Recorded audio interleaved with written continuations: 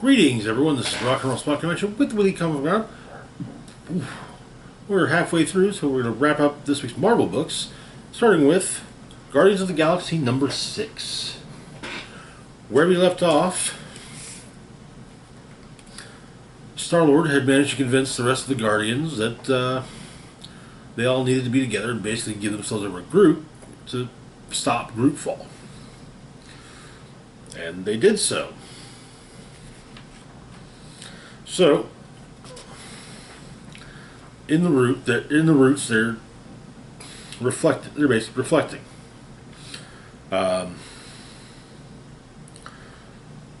First, Nebula talking about how she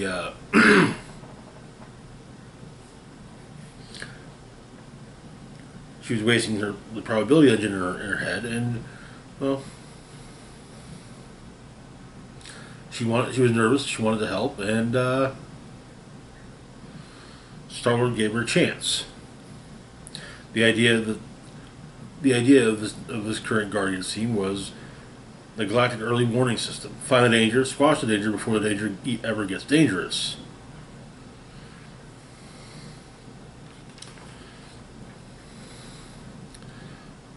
First ping they found was a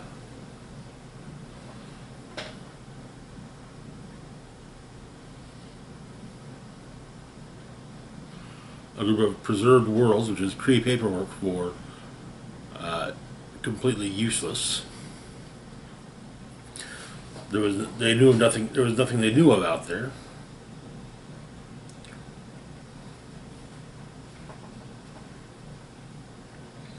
But Nebula feels that if it had not been for her, everyone would still be alive. Rocket goes next. Him and Groot charged it, ran into things. See what the problem was. They arrived on a planet. As they did, Groot was nervous. He described the worlds that he was on as they were on as the branch worlds, which kind of translates to home.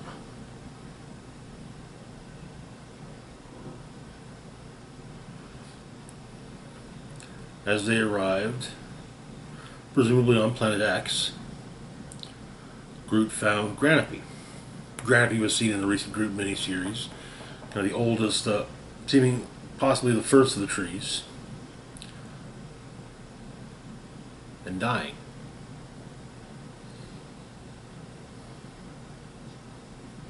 But she reached out with a branch as old as the universe.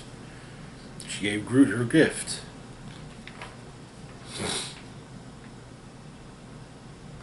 Changing Groot. Rocket states he could have put him down. He could have taken the shot, but he didn't. And Groot became what Groot is. It was Rocket's fault.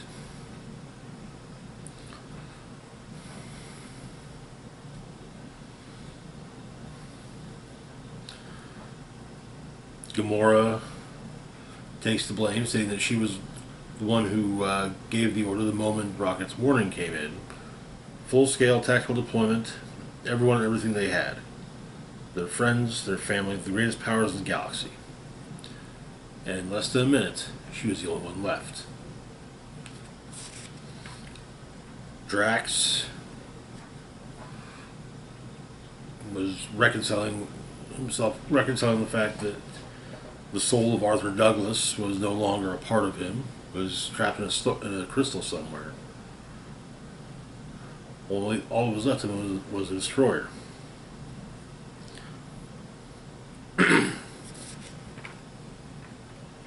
Mantis was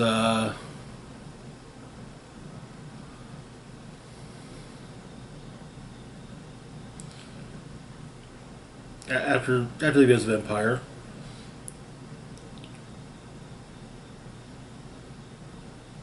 Things hadn't felt real, and she hadn't really been herself, or she'd been too much of herself. It's confusing and takes up a lot of her.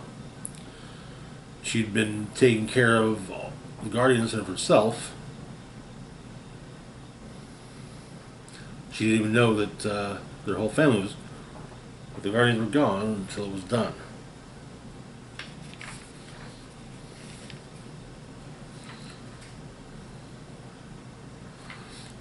Star-Lord put the proscenium between Groot and Manifold.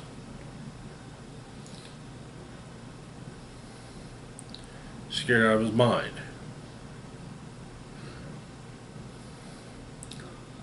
Lied to himself. Told him he had a plan. That the pit in his stomach was hope. The last time he lied to himself, it was too late. It was his fault.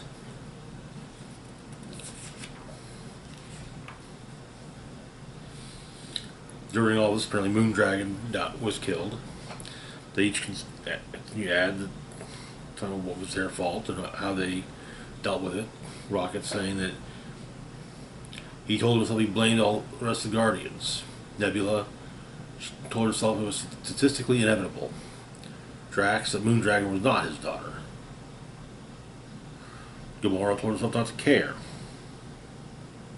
Mantis told herself she didn't have to care. Star-Lord told himself that the galaxy was better off without him.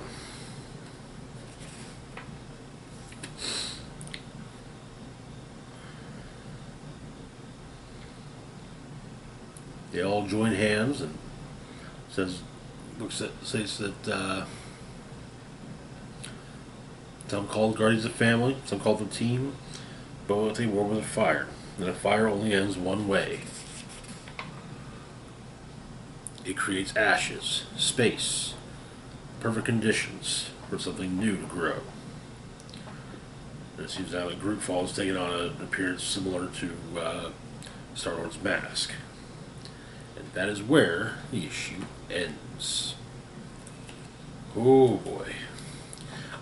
I had to say it was nice. It was bittersweet. It was bittersweet seeing Granapi. Character, although we saw her in Groot, was a neat concept. Groot miniseries, that is. And it's nice to kind of feel like it ties back. This is kind of tying back to that. Moving on, though, to our next book, we've got Loki, number 4, wrapping up the miniseries. Where we left off, Loki was looking for the last piece of his boat, Niglafar.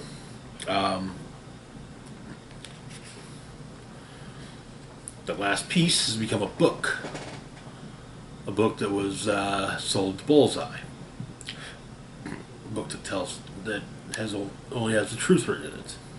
So we open. Bullseye has recruited a former henchman of Kingpin's, who he's just a henchman, no powers, no costume. He's worked for people with powers and costumes.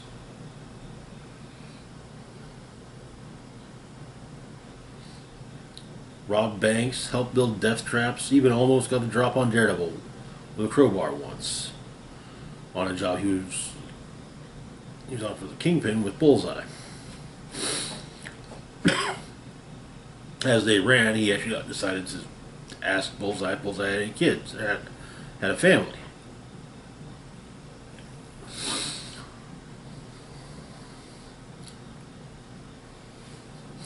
Willard, the henchman in question, has 2 kids. That's why he does that's why he henches, to provide. He'll give up his freedom, his life, to give them the future he never had. Bullseye was kind of shocked at the idea of this henchman daring to ask about his wife, like they were comrades.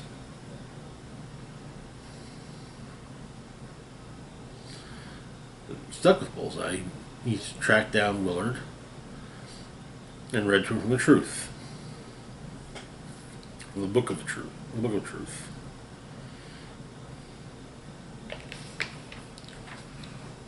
That Willard is not making the world But Willard heard what he knew all along. He was not making a better world for his children. He'd been lying to himself that he was providing, while really seeking thrills and glory and wonder in a world rife with it. Enabling the people who take the world in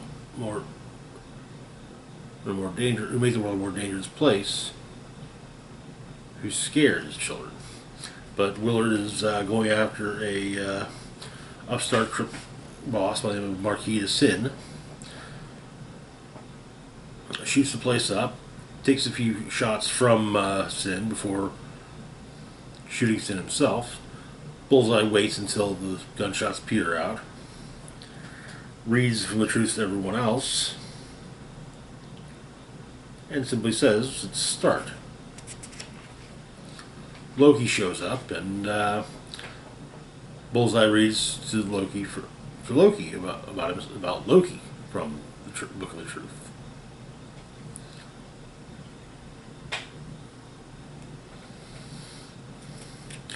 But Bullseye loves the book. He's never seen anything so precise.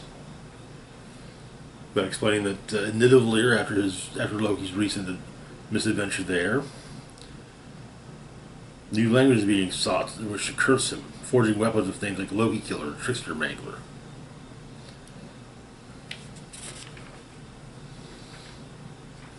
Bullseye tears out a page with a paper airplane, which causes the building that the two are in to collapse. Loki asks how is Bullseye able to seems to be unaffected by the book of truth. With Bullseye stating he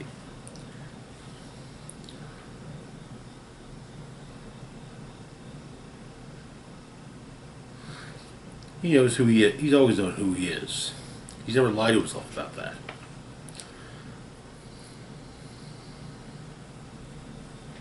Bullseye manages to escape the building before it collapses and before Loki, making him wonder if maybe he killed a god.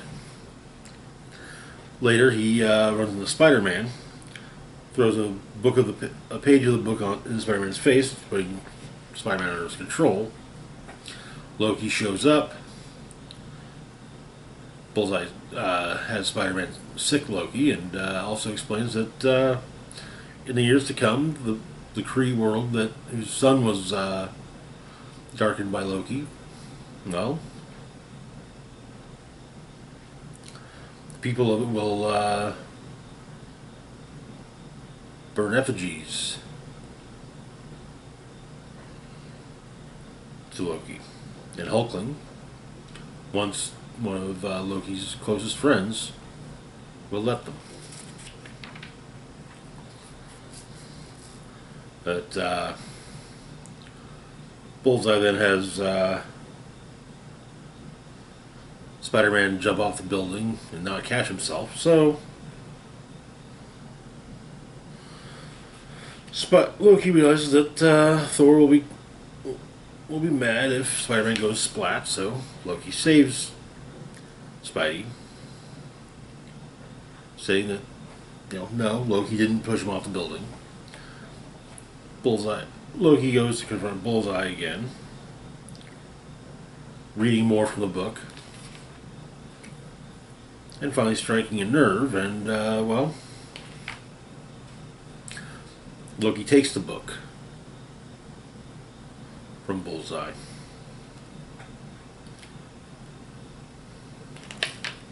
Allowing Spider-Man to then, escaping, and then allowing Spider-Man to bring Bullseye in. Back in Jotunheim, the tribes have kind of rebelled in Loki's absence.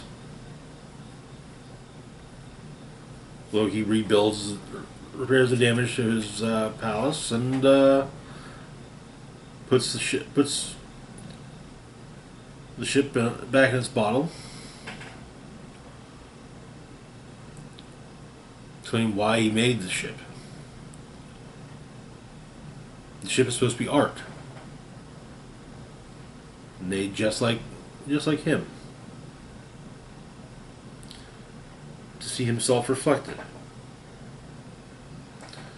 The ship was Loki's masterpiece, not a weapon.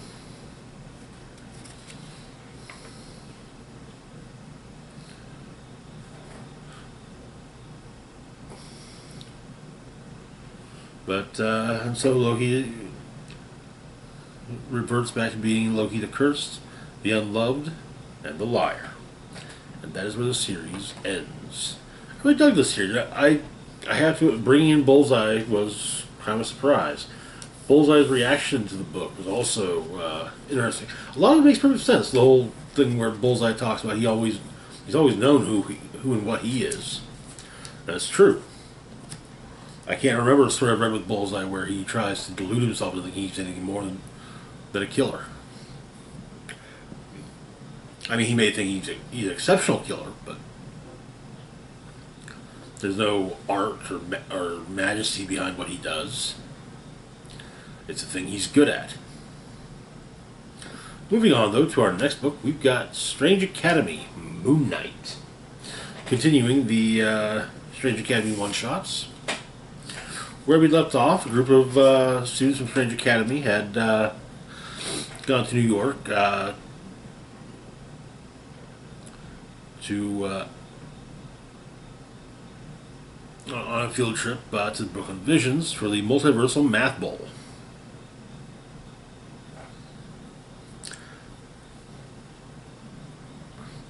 But turns out that the equation, the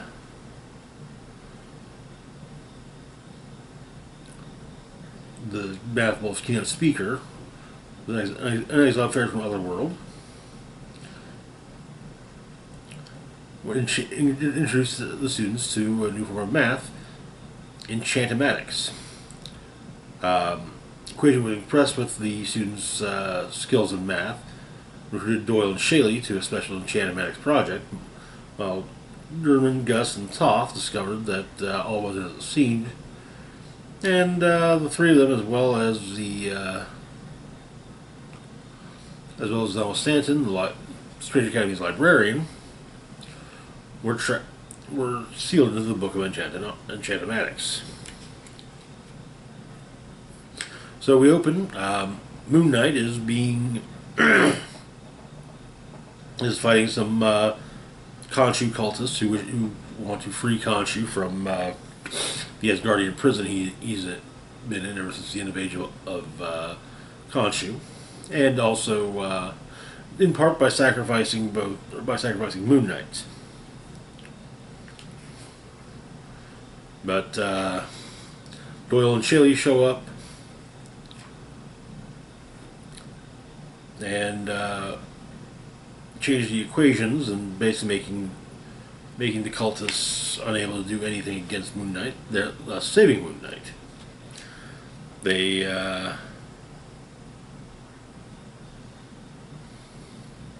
explain a bit about enchantomatics to him, but he's willing to listen to their proposal, so they go back to the Midnight Mission at Brooklyn Visions. Gurman's projection of himself brings Miles Morales back to the to Equation's office, explaining what's happened and helping Spider-Man project himself so that he can go into the book as well without going into the book, without getting caught in the book. When they arrive, they see how things are looking and do what they can to free people. Starting with Zelma, but also managing to get Toth out. They manage to get the rest of the students out, though Gurman's having to stay put for the moment, trying to get everyone who's in there out.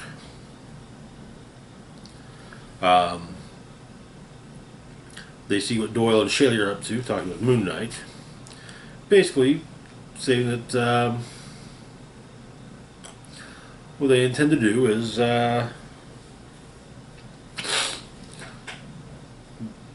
remove, basically disenchant the entire Egyptian pantheon of gods, since magic is bad. But Moon Knight basically kind of, at least listening to their proposal, basically just kind of saying they're full of shit, and that clearly the cultists, who he'd never heard of before that night, were created by Equation,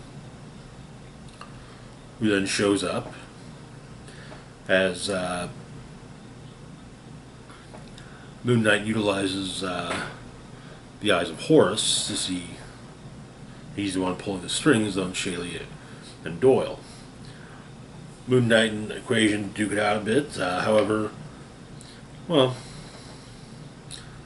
after kicking Equation in the face, first losing his hand trying to grab him, and then losing a foot trying to kick him.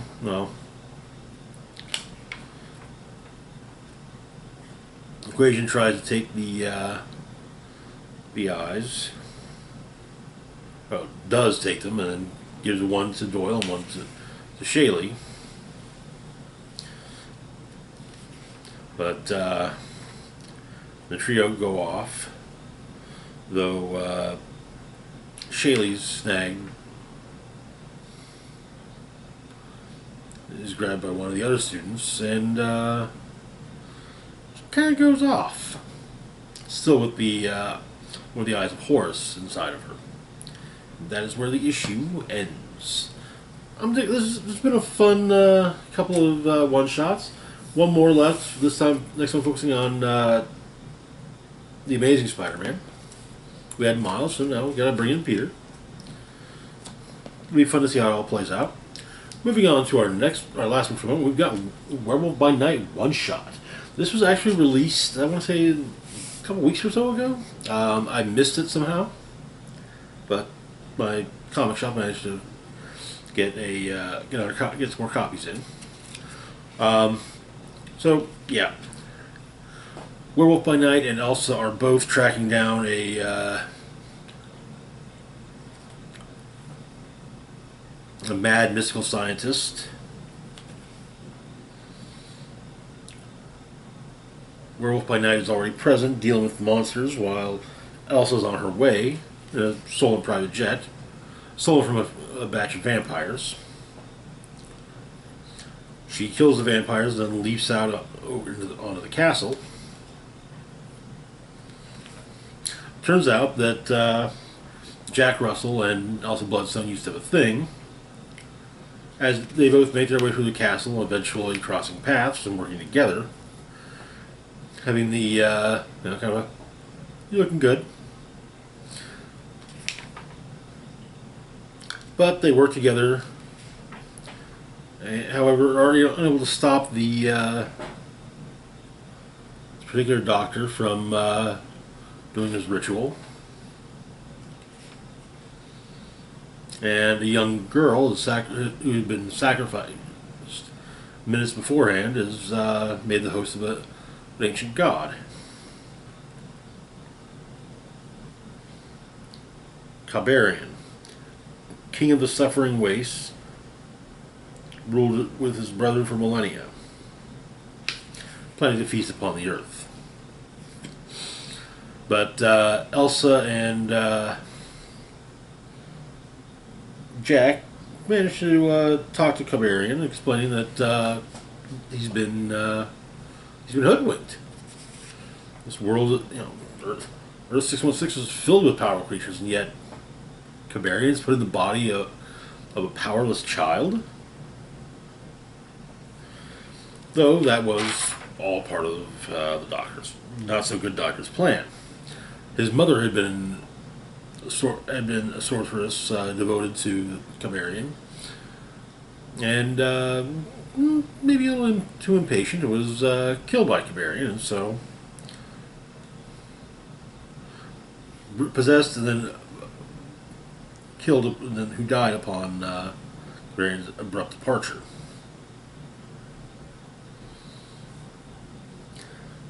Bringing his family castle to the States just so he could drop the house on Cabernet.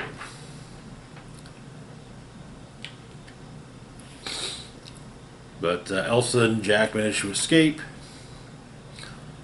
The house does fall, and they both have to deal with the fact they have to tell the girl's parents what happened. The next day, Jack is in the morning. Jack is back to his human self. Elsa's a bit surprised to discover that Jack has grown his hair out as well as grown a beard. They talk a bit, and she says that maybe next time she'll bring a pair of clippers with her. But the two part ways, thinking about their differences, and that is where the issue ends. So a fun little one shot. Nice. It feels in many ways like a nod of sorts to last year's Werewolf by Night Marvel Studios special, which featured Jack Russell and Elsa Bloodstone. Anyways, that's going to do it for now. As always, feel free to like, share, and subscribe. Big shout out to Patreon patrons Xander and Lee. Thank you so much for your support. Links to my Facebook, Twitter, Mastodon, Patreon, and PayPal can be found in the description box down below. This is Rock and Roll Spock signing off saying, live long and rock hard.